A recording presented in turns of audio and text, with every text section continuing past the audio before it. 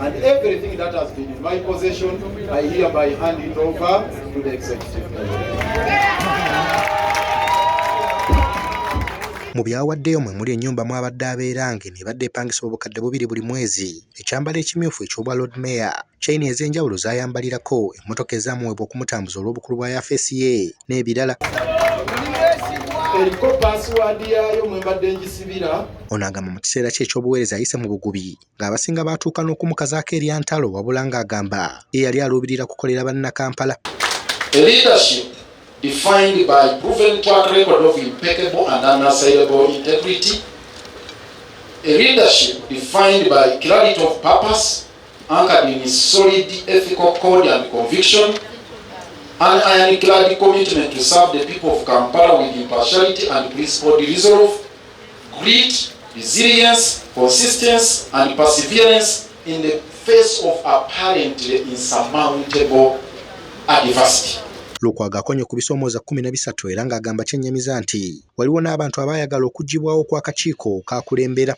Inevitably, and I want to be on record, I have had to walk on eggshells and navigate a political terrain fraught with a cocktail of challenges, demonstrating astute leadership amid a complex mosaic of divergent ideologies, interests, and political shapes. It is truism that the governance of Kampala drastically changed in 2011 with the coming into force of a very controversial legislation which you all know about. That is the KCC Act 2011, which became operational on the first day of March 2011, coinciding with the beginning of my journey at State Hall. Lukwago akubye ebituli mu bisaanyizo by'okulondebwa kwa Lord Mayor n'omumyuka we, kyokka nga si bwe kiri ku bw'abakansala. Academic qualifications for authority leaders. While the Kampala Capital City Act provides for a minimum of A-level certificate for the Lord Mayor and Deputy Lord Mayor, it imposes no such academic requirements for division mayors and councillors. This lacuna has triggered the agitations from sections of our people to amend the law and attach academic qualification to the city authority leadership positions commensurate to the required standards of capital city administration operating under a new and defective legislation.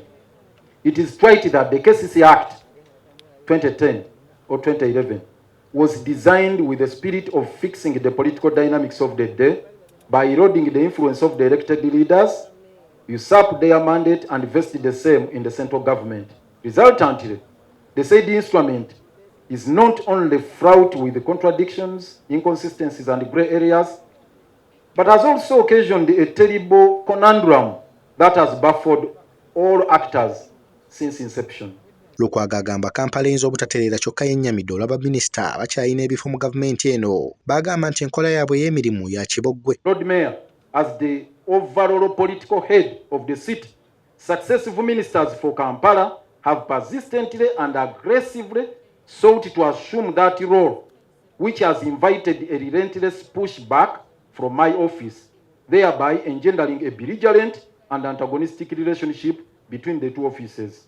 In the aftermath of the botched impeachment, the then Minister for Kampala, Honorable Frank Tumwebazi, mooted a radical proposal to completely do away with the office of the Lord Mayor by, among other things, creating a governance body similar to those of other authorities.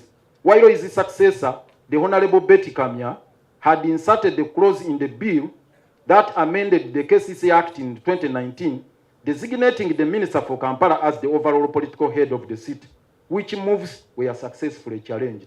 Ng'asiibula yafeesi Lukwago yeekokkodde omuze gw'obulyako ogususse gw'agambye nti gwe gukyasinze okuzza ekibuga emabega n'okukiremesa okukula. Had no effort in institutionalizing mechanisms of guaranteeing accountable governance and administration to stamp out this cancer, which is systemic and pervasive in all government agencies. Notwithstanding the fact that the corruption perception index in KCCA slightly improved in recent times compared to the ugly image of the defunct KCC. This vice has regrettably inured and affected the state transformation caravan. Lukwago agamba aliko baasuuzizza omunyago gw'okubba ebya bannayuganda yadde nga abamu agamba ababadde bakyamulemye. Yes, and nasty intermittent run-ins with the marauding elite cartels in the city will always remain a key defining feature of my 15-year journey at State Hall. These marauding cartels are a huge threat to the public good, always on rampage to parcel up public land and assets to themselves, including green spaces, educational institutions, health facilities, playgrounds, markets, roads, wetlands, and of late, drainage channels like a Nachivubo channel.